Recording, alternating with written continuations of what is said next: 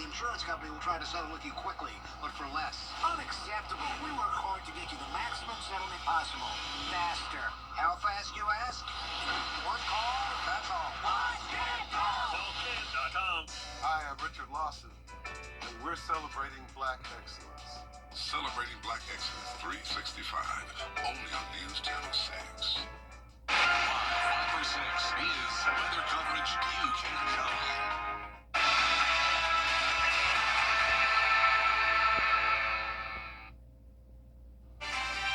We are looking at a soggy stretch of weather with showers and thunderstorms becoming likely for Mother's Day weekend. Details coming up. Right now on News Channel 6 at 4, we're digging deeper into just what caused a hazardous materials truck to crash in Aiken. The latest on the investigation.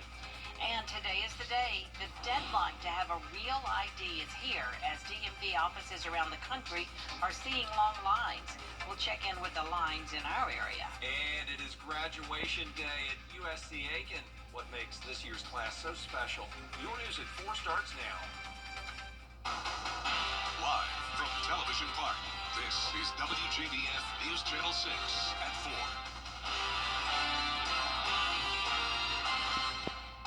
Hello, everybody. I'm Brad Means. And I'm Jenny Montgomery. Thank you for joining us. Coverage you can count on begins with the FBI releasing figures for Operation Restored Justice. 55 field offices in Georgia participated in a nationwide effort to arrest suspected child sex abuse offenders in the state. More than 200 people were arrested and more than 100 children rescued. Of those taken into custody, 3 were from Augusta. The FBI says there are warning signs to look for if you suspect a child is a victim. Are they becoming secretive? Are they withdrawing from activities they've always enjoyed in the past? Are they demonstrating knowledge of sexual topics that would be inappropriate or unexplained why they have that knowledge? It's those changes in behavior that might demonstrate that something's going on and they might be preyed at those that would victimize them. The suspects are facing multiple charges, including possession of child sexual abuse material to enticement of a minor. A former local teacher is accused of making terroristic threats. Mason Garrett was arrested and has been charged by the Warren County Sheriff's Office. The 22-year-old is charged with making threats to staff and students last month at Warren County High School, where he was a teacher. He has since been released. Coverage you can count on continues now in Aiken County with the latest on that crash involving an 18-wheeler sending one person to the hospital. It happened yesterday on I-20, just off exit 22 near the McDonald's and Waffle House on Highway 1. Graham Lee is live where the crash happened with an update. And Graham, a very big response to that wreck. Absolutely, Brad, Jenny. A very active scene behind me as we speak. We have work crews behind that truck that are working to repair the damage that was caused by that crash yesterday. But several law enforcement agencies were on scene to help after a tanker crashed carrying hazardous materials. The South Carolina Highway Patrol is taking care of the investigation as we right now. So here's what we know so far. They tell us that investigators say that a 2024 Freightliner was heading eastbound on I-20 yesterday afternoon when it ran off the left side of the road near exit 22, then crashed between the 2 bridges running along the Highway 1 interchange. The 18-wheeler was carrying methyl acetate, which is a highly flammable substance, and it's used in lacquers and paint thinner and to make pharmaceuticals, but the spill did not cause any harm.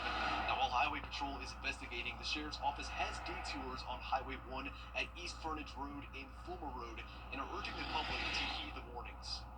When you get to these, detours, again, just be patient. We'll get you where you need to go. We just have to do it, methodically and safe as it could possibly be, and to try to get the problem we're dealing with, mitigated. And the safety is obviously the most important thing for everybody out there on the roads.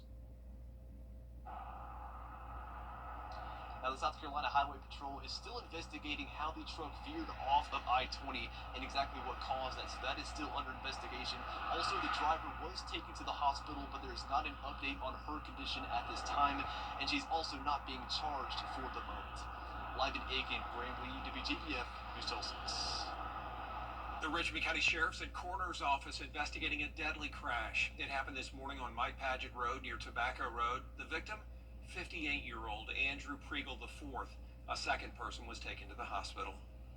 It is time now for a first check of our weather. And for that, we want to check in with meteorologist Miller Hyatt. Rain's starting to move in. Yes, we do have some rain pushing on in. This is just the beginning of all the rain, especially as we go into Mother's Day weekend. But right now, we're sitting mostly dry right now over at SRP Park, where things are getting ready. We have a game later on this evening as the Green Jackets face off against the Hickory Crawdads. Pretty interesting name there. 73 degrees at 7 p.m. at first pitch, and then we go to 69 degrees at 8 p.m., and then wrapping things up 66 degrees at 9 p.m. Notice things are staying mostly dry. We do have another round of some showers arriving after midnight. So we had that round of showers earlier today, but really that's about it. We're now starting to dry things out, but we do have that second round arriving later on tonight. 73 in Augusta right now, 68 in Barnwell, 68 in Saluda, 76 degrees in Wrightsville. That's where more sunshine has peeked out of the clouds, warming us up. But we are cooler than this time yesterday. We're about 10 to 15 degrees cooler than 24 hours ago. You can definitely tell a difference. All that cloud cover and all the rain has kept temperatures cooler. Dew points are around 60 in many spots. And as we look at our winds right now, they're out of the northeast, and that's driving in the cooler air. And we're still not seeing a humid atmosphere, but that's going to change as we get into tomorrow, into the weekend. So tomorrow we have a chance of some showers and storms early, and then a second round in the afternoon. But it's not going to be a washout. It won't be raining every minute, but you'll need to have that rain gear. And that unsettled weather pattern continues into Mother's Day weekend. I'll have details on what to expect coming up here in just a few minutes. Brad and Jenny. Miller, thanks. People in our community continuing to support the family of fallen Columbia County Deputy Brandon Sykes and injured Deputy Gavin White. Charm and Char is a local small business that's helping. The owner, Tanya Smelker, sells stickers for $8 and hats for $20. All the money off those stickers, $10 from every hat, goes to the families. And as of yesterday, she'd brought in more than $2,500. Instead of charging for my services, I thought it would be a great opportunity for me to provide that to raise money for the Sykes and the White families. Very nice of you. Orders will be taken until May 10th, and she's going to be at the Columbia County Unity fundraiser. If you need any information on how to place an order or how to get to that fundraiser, we have it for you at WJBF.com. Happening now, the Shepherd Community Blood Center hosting another drive for Deputy Gavin White. It's in front of the Burke County Sheriff's Office in Waynesboro. Last week, 412 people donated to Shepherd, and Shepherd kicked in $20 a donation, totaling more than $8,200. We like to partner with Shepherd Blood. It's important. We're here. We're trying to save lives. Every donation can save 3 lives. But this incident that happened last Saturday is critical for first responders. Gavin had to go into emergency surgery. Blood is important. It could happen to any of us. It could be at any agency, not just law enforcement, any first responder, fire, EMS. We may need that blood. The blood drive runs until 5 o'clock today. Today is the last day to get that star on your license, the real ID, if you want to fly or get into federal buildings. We sent our Aiken Bureau Chief Sean Cabotstock to check out the rush. The lines were long but steady here at the DMV in Aiken. Some people waited into the day because they were confused about the rules, while others just found out about the deadline. The DMV says it's expecting big crowds as the summer travel ramps up. Right now, about 62% of South Carolina licenses have the gold star.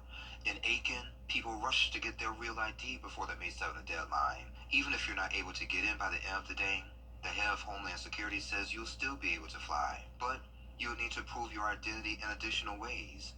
Some were surprised by the new requirements. Others, like frequent travelers, knew it was a must for flying. Several months ago, it was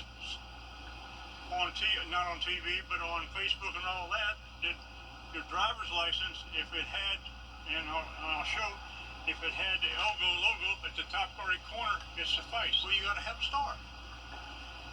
So I had to come and get a star. But they did me a favor. So instead of having to renew my license in 3 years, I got one for 8. And if you missed the deadline, don't panic. You can still get the real ID.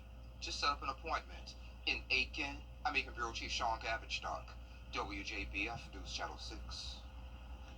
And on Georgia licenses, it's a gold or a black star. It is the end of the line for a longtime neighborhood park. A fence is up and demolition is underway at West Vineland Park in Augusta. The park served this neighborhood for decades, but last year the city sold it to Augusta National. Neighbors are not surprised by it being torn down, but say it's still a loss. See, people who took their children to that park, we took our dog, everyone took our dog, and it's a loss, and we suffer quite a few losses back here, but the Augusta National is such a plus, so you take your blows and keep on going. West Vineland Park was on the city's radar to be sold since 2022. The sale price was $350,000. Today, the Children's Hospital of Georgia getting a big boost thanks to the Columbia County Merchants Association. They held a check presentation today at CHOG, and they gave the proceeds from their spring fair $150,000. Everyone who has experienced having a sick child want to make sure that they can reinvest in the healthcare that takes care of sick children. And the Merchants Association has been wonderful with supporting us. They did it last year, they're doing it this year. And it is one of those things that's when you walk through our facility and you go into our NICU or you go into our PICU and you see some of the sick kids, immediately you want to do all you can to support them. This is the 5th year for the spring fair. Today, USC Aiken is holding its May commencement, and it is an extra big deal for students in the PACER Life program. Allison Hubbard reports. USCA Life. Learning is for everyone. These 13 students who have intellectual disabilities get the opportunity of a lifetime to graduate, and their parents get to see them. Who's coming to your graduation? My dad, my mom, my stepdad, his roommate, and myself. That's it. Once students with intellectual disabilities leave K through 12 schools, about 18% of them get a job, making less than $11,000 a year. This makes the USCA Life program important.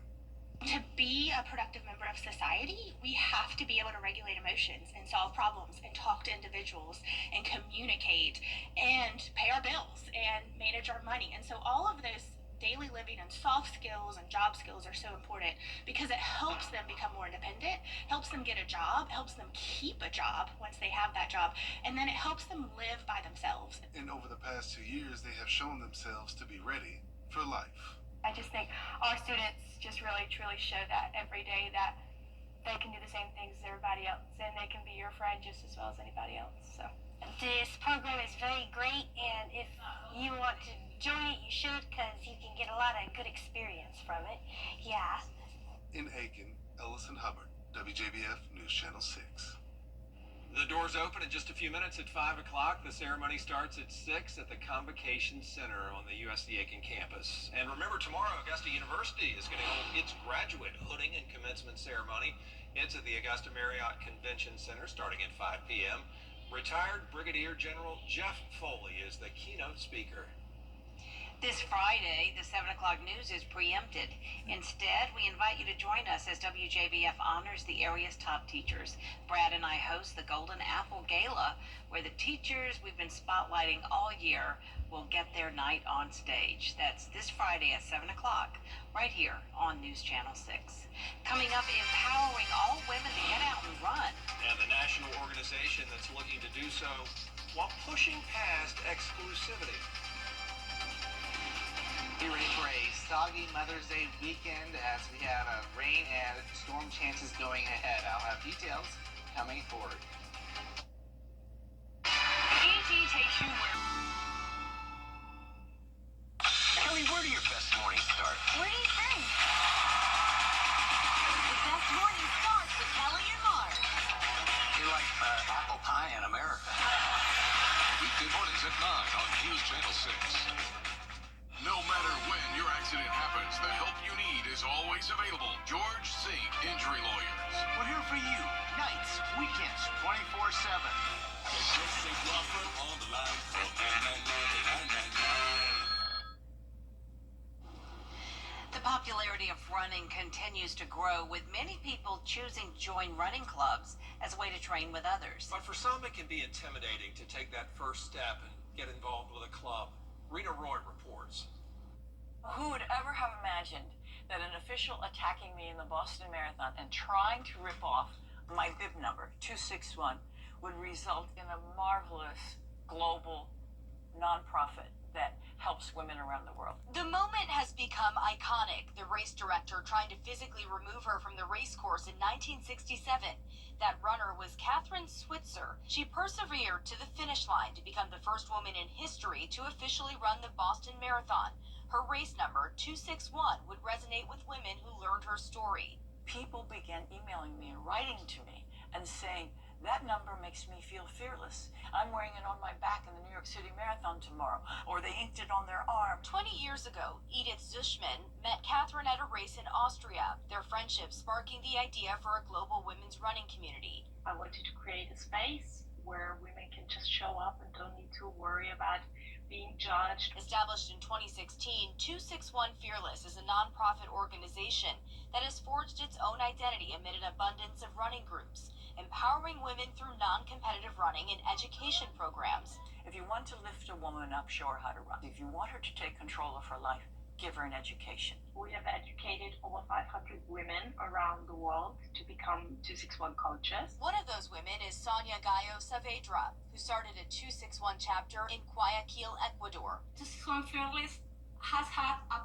positive impact on me. Sonia uses the coaching techniques she learned to help other women start their running journey, including some who've never run before. We are running by her side, telling her, come on, let's go, you can do it. 261 Fearless is building momentum from the U.S. and South America to Europe, Africa, and New Zealand. I really think we can make a major impact because we are not looking for like a mass organization. We're looking to pinpoint a group and let that group expand in its own country, in its own culture, in its own way, with leadership from that country. Instilling confidence in women that they can achieve anything. I'm a woman who has two beautiful girls. Maybe they don't like to run, but they see her mom to do everything that she wants. That's the important part for me. That's what I have gained. Rena Roy, ABC News, New York. That is such an interesting story. I never knew that about the marathon before. Me neither. Never did. Glad she's made a cause of it, and people all over the world know. It's awesome. And you know, there are several running clubs that welcome women in our area, including Fleet Feet, Black Girls Run Augusta, and the Aiken Running Club. Keep it right here. Miller is up next to tell us just how much rain could be coming as we head toward the weekend. Weather headlines on WJBF News Channel 6. Brought to you by Hickson Roofing. If your roof needs fixing, call Mr. Hickson. Is your plumbing kick off your Saturday mornings with the most trusted team in local sports? Review all of the weekend action and recap all of the big plays with Gianna Cefalu and Gabriel Stovall. 6 Sports Saturday, Saturday mornings at 9:30 on News Channel 6. Now, your most accurate forecast with WJBF Live 5/6. Happy Wednesday. It is a dreary day out there with a lot of clouds right now. It's a cooler one as well. We have temperatures about 10 to 15 degrees cooler than yesterday. We're sitting at 73 degrees. We had some showers earlier on today, but we're now in a brief lull before we have more on the way tonight. So right now we have this northeast wind at 9, bringing in the cooler air today. Also sort of drier right now, 57 for a dew point, so it's not extremely muggy out there. We have this northeast wind, sort of like a wedge set up right now, but eventually we're going to get a lot of rain, and that's coming in from the Gulf right now. This rain pushing into New Orleans, and we're having this warm front lifting northward, and that's going to bring in warmer temperatures for tomorrow and Friday, and along with the chance of some showers, even some thunderstorms. So as we go into the weekend, we're going to see a cutoff low develop, and what this means is just we have a increased chance of showers. It's going to be very dreary, off and on rainfall throughout the entire Mother's Day weekend here, as we have a cutoff low, upper level low here, just spinning across the southern U.S., and that's going to really pump in a lot of moisture into our region as we go into the next few days, especially Sunday night into Monday. That's the greatest chance of some heavy downpours, potentially a few inches of rain. So here's Futurecast here. Here's 6 p.m. Staying dry, but then you'll notice that warm front's going to lift northward.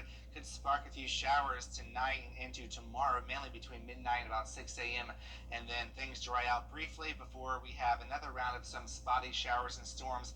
Notice around 6 p.m., really depending on where this front lies and where that's going to be set up, that's where the greatest chance of storms will be. And then we continue to watch storminess continue into Friday. Here's a low pressure system with a cold front attached to it. That's going to continue to bring in rounds of showers and storms.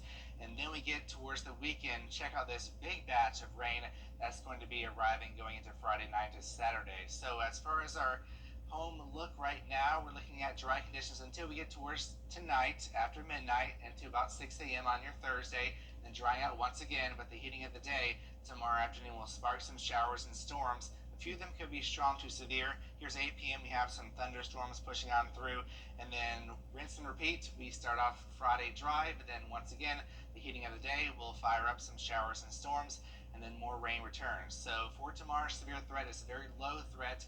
We can't rule out some gusty winds and small hail, and that threat continues into your Friday afternoon as well. So mainly the afternoon hours, these are more typical pop-up showers and storms tomorrow afternoon and Friday. But the weekend brings in mainly just rain, no storms, because we have sort of a wedge set up as we go on forward. You can see that pretty clearly as we look at your 10-day forecast. Cooler temperatures, lots of rain for Mother's Day, and then drying out late next week. We'll be right back. Yes.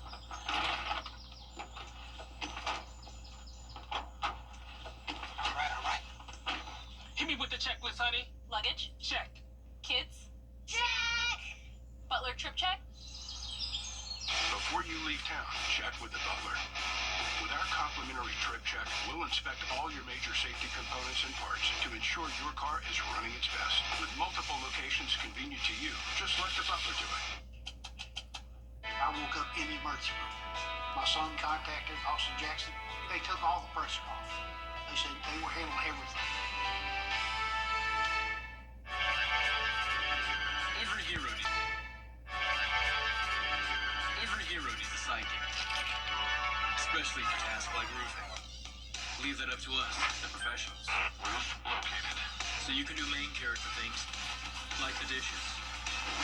So did you fix the roof? Oh, you know it. Just another day of being your superhero. And the laundry? Your roof needs fixing. Call Mr. Hicks.